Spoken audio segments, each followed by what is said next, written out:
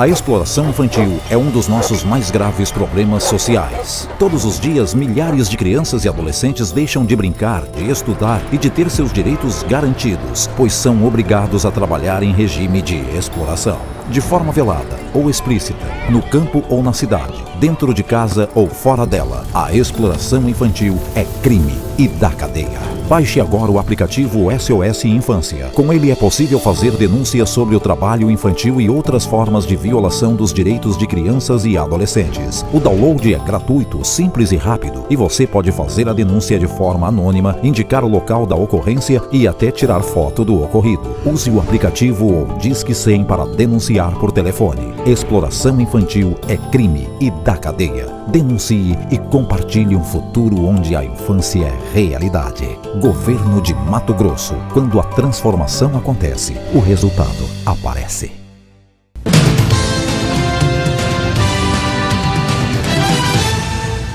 Olá! Cuiabá, Mato Grosso, está entre os primeiros no índice de obesidade do Centro-Oeste.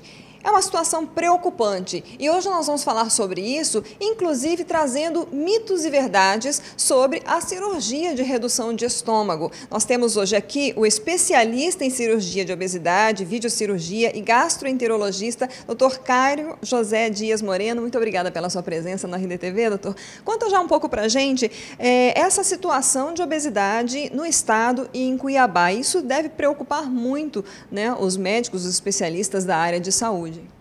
Sim, Mato Grosso ocupa um papel de destaque para o lado negativo, infelizmente, estando entre os principais estados do país com índice de obesidade, e Cuiabá, a capital do país, com o maior índice de obesidade. Então, isso é um assunto relevante para a nossa população, mostra que a nossa população tem se alimentado mal e que provavelmente tem feito pouca atividade física. Tecnicamente, o que é obesidade? Obesidade é quando o paciente tem um IMC maior do que 30. O IMC é uma relação de maneira mais simples que ele aborda um cálculo matemático entre o peso e a altura do paciente. Como é que, aí já na prática, né, da sua clínica, como é que as pessoas estão chegando? Elas já chegam com uma obesidade que é a mórbida, que já tem indicação de cirurgia? Ou como é que é esse tratamento inicial para a pessoa que já está com essa obesidade, com esse IMC mais alto? Bom, eu tenho pacientes de todos os espectros. Pacientes desde que estão só com sobrepeso, que é o IMC entre 25 e 30. Paciente com obesidade classe 1, 30 a 35. Classe 2, 35 a 40. E classe 3, acima de 40. Então, tenho todos esses tipos de paciente. O paciente que procura a cirurgia da obesidade, normalmente é o paciente que já está obeso mórbido, já com IMC acima de 35. Nós temos indicação para os pacientes operarem quando o IMC é maior do que 40 ou entre 35 e 40 com uma doença associada. Quais doenças? Principalmente diabetes, hipertensão severa, problemas de apneia do sono, problemas de coluna como hernia de disco, artrose nos joelhos, tornozelos, quadril. Essa é a população que normalmente tem indicação para cirurgia. Para as pessoas entenderem, às vezes a gente fala de IMC e as pessoas não conseguem fazer ideia, né, do que é, então, a obesidade mórbida. Um exemplo, por exemplo, eu meço 1,62 m. O que seria considerado obesidade mórbida em peso, em quilos, no meu caso? Bom, essa é uma fórmula matemática que vai ser difícil a gente fazer aqui. Mas, basicamente, para as pessoas calcularem, a sua altura em metros multiplicado por ela mesma, por exemplo, 1,62 m vezes 1,62 m. Isso vai dar um resultado. Aí você vai pegar o seu peso em quilos e dividir por este resultado da multiplicação da altura. Aí, então, eu tenho aí o IMC, se ele extrapolar o índice de 35, já é considerada mórbida a obesidade? A obesidade é considerada mórbida a partir de 35. Então, nesse caso, o paciente, se tiver uma doença associada, já pode ser submetido à cirurgia. Quais são hoje os tipos de cirurgia que são realizados para os casos de obesidade mórbida? Para as pessoas entenderem um pouquinho, nós temos basicamente três modelos de cirurgia a serem seguidos. Cirurgias chamadas restritivas, onde o paciente vai somente restringir a sua alimentação. Um exemplo é a cirurgia tipo sleeve. Nós temos as cirurgias mistas, onde uma parte vai ser pela diminuição da ingesta e outra parte por uma pequena desabsorção dos alimentos. Um exemplo é o bypass, e nós temos as cirurgias puramente desabsortivas, onde não se vai reduzir o tamanho do estômago, simplesmente fazer um grande desvio intestinal no paciente. Essas cirurgias, nós temos a cirurgia tipo Scopinaro, por exemplo, mas elas estão em desuso no mundo. Hoje as cirurgias mais utilizadas seriam o sleeve e a cirurgia tipo bypass. Como é que é a preparação para esse tipo de cirurgia, doutor? A preparação é um ponto muito importante. Nós vamos dizer aqui basicamente o que os planos de saúde recomendariam. Eles seguem algumas normas, não são os planos de saúde que determinam essas normas, elas vêm da Sociedade de Cirurgia Bariátrica e Metabólica, que diz basicamente o seguinte: o paciente precisa de alguns exames básicos, ultrassom, endoscopia, exames de sangue, e passar pela avaliação de pelo menos alguns especialistas. São recomendados a passagem pelo cardiologista, pelo pneumologista, pelo endocrinologista e pelo anestesista também no final. E aí, depois da cirurgia, como é que é feito o tratamento? Às vezes a gente percebe e até conhece casos de pessoas que ficam bastante fragilizadas, com a saúde frágil, às vezes tem que retomar uma cirurgia. Em que casos isso acontece? Isso é frequente ou não? Bom, é importante relatar também que é interessante o paciente passar por um psiquiatra. O psiquiatra vai analisar se esse paciente tem condições ou não de ser operado. Em tendo condições, o paciente é submetido à cirurgia e ele vai passar por um processo pós-operatório. No começo é mais difícil, eu sempre brinco que o primeiro mês é mais complicado porque é uma grande mudança na alimentação. Após 30 dias ele vai passar a se alimentar de forma muito parecida com o que ele fazia anteriormente. Quanto à necessidade do paciente receber um tratamento posterior, é sempre recomendado ele acompanhar com o médico dele. Em relação a novas cirurgias, existem situações em que o paciente pode ser operado. Não é o que a gente habitualmente adota. Eu sempre adoto o seguinte padrão: o paciente só deve ser reoperado, fazer uma nova cirurgia da obesidade, se a primeira cirurgia dele apresentar algum defeito técnico. Se a cirurgia não tiver um defeito técnico, ele provavelmente não vai se beneficiar de uma nova cirurgia. Vamos pensar aqui em mitos e verdades, né, em relação a essas cirurgias. Nesse caso, por exemplo, tem muitas pessoas que acham que fazendo a cirurgia, ok, né, emagreceu ali bastante, mas aí a pessoa volta a comer as besteiradas que comia, às vezes não consegue em volume, mas, por exemplo, eu conheço o caso de gente que fazia chocolate derretido e tomava como se fosse, né, líquido, como se fosse um creme, né, ou como quando criança come o leite condensado, né, mama na lata do leite condensado, que isso foi muito comum, mas assim, mito ou verdade? A pessoa tem que fazer dieta, tem que alterar essa alimentação dela depois de uma cirurgia bariátrica? Bom, eu sempre digo que o paciente que faz cirurgia de obesidade, ele não precisa fazer dieta, mas ele precisa sim mudar os seus hábitos alimentares. Eu sempre digo, ele não deve se sabotar. Fazer dieta é diferente do paciente que fica se sabotando. Como você disse, se alguém sentar na frente da televisão e ficar tomando uma lata de leite condensado, vai estar se sabotando.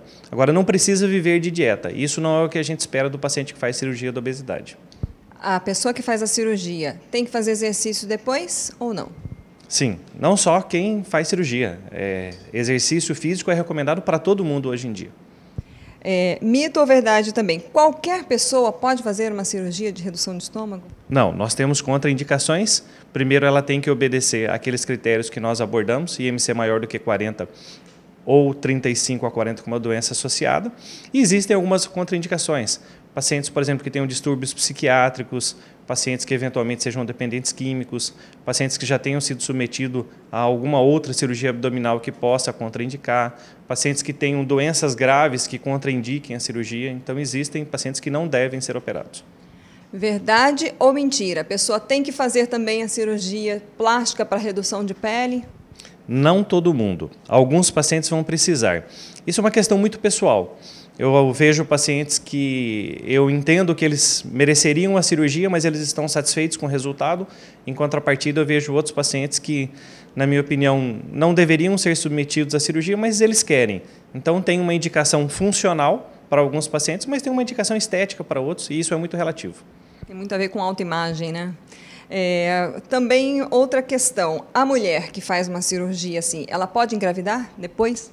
Sim, a mulher pode engravidar e, na verdade, é mais seguro que a mulher engravide após a perda de peso.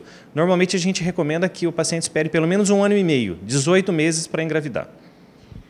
Outra questão, preocupação também, às vezes, muito das mulheres. Cabelos, unhas, tudo fica mais fraco, quebradiço, sem vida. Isso acontece realmente depois de uma cirurgia dessa? Sim, a maioria das mulheres, depois do 4º mês, vai perder um pouco de cabelo, pode notar uma fraqueza das unhas, às vezes uma mudança no padrão de pele, mas tem tratamento neste período e elas sempre vão se recuperar depois de estabilização do peso. Antes da cirurgia, o senhor já falou aí, é necessário que o paciente passe por um psiquiatra. Depois, ele deve ter um acompanhamento assim, psicológico? Alguns pacientes merecem um acompanhamento. Eu não recomendo que todos continuem. Eu prefiro analisar o meu paciente, observar bem o seu perfil, observar sua resposta em relação a como ele se comporta depois da cirurgia e, se houver necessidade, aí sim, encaminhar para o psiquiatra, para o psicólogo, terapia, o que for necessário.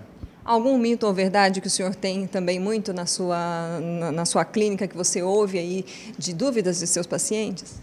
Eu acho que é importante, essa semana inclusive um paciente foi no consultório e a abordagem dele era: doutor, eu ouvi falar que quem opera precisa tomar remédio o resto da vida. Não necessariamente.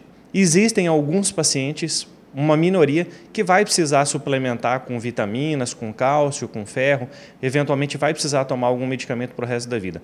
Mas a maioria dos pacientes não vai precisar tomar nenhum medicamento específico para a cirurgia da obesidade e, além do mais, muitos deles vão deixar de usar alguns medicamentos que usavam, antihipertensivo, remédios para diabetes, entre outros. O senhor falou então aí também, e já tinha citado as questões de indicação, né? Uma dúvida que muitas vezes as pessoas têm: os planos de saúde, o SUS, são obrigados a cobrir essas cirurgias? Sim, eles têm regras que eles precisam cumprir. Essas regras não são determinadas nem pelo SUS e nem pelos planos de saúde, eles obedecem recomendações da Agência Nacional de Saúde Suplementar.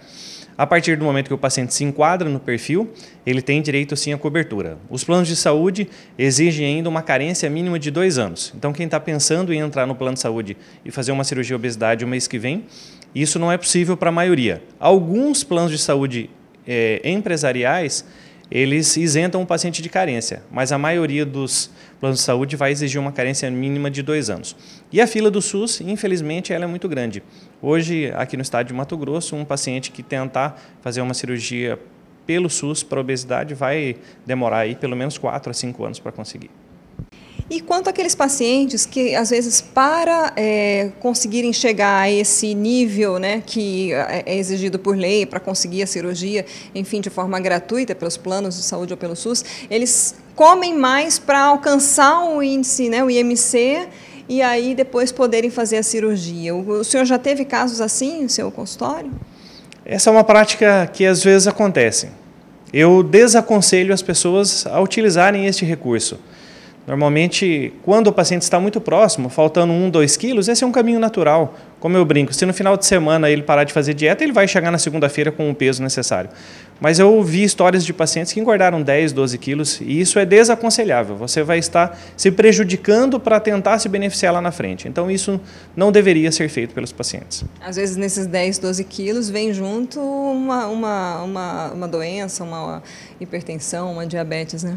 Sim, ele pode apresentar algumas doenças e ele pode piorar outras. Então, as pessoas não devem ganhar peso para fazer cirurgia, não.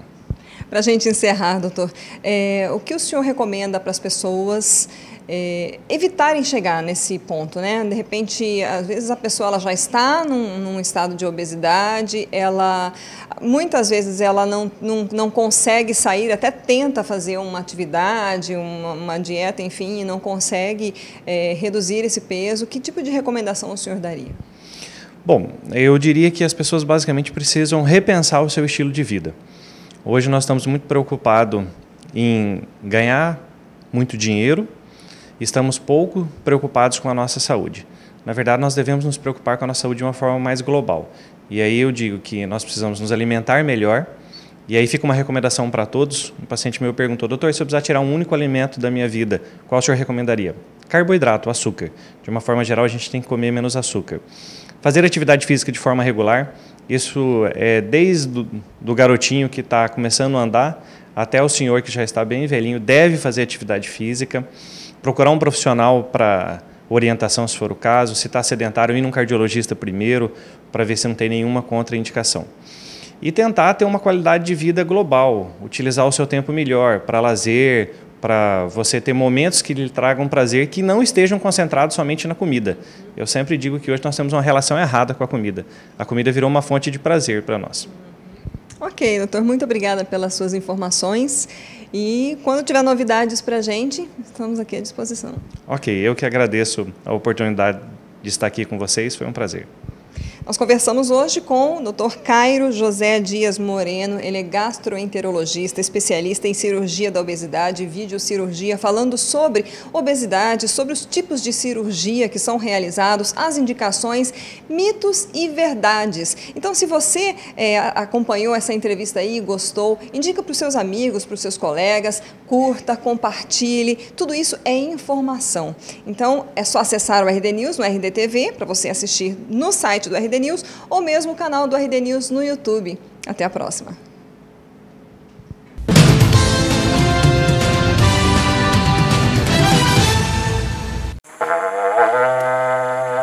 Na Transpantaneira, a transformação acontece e o resultado aparece. Mato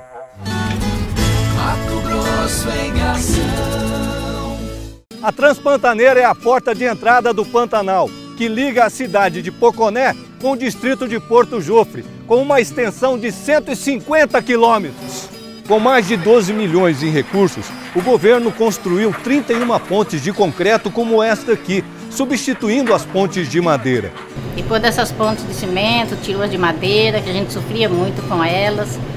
E melhorou para mim, para todo mundo que tem pousada, para os clientes nossos, turistas. 100%. É investindo em infraestrutura e turismo que a transformação acontece e o resultado aparece. Mato Grosso em ação.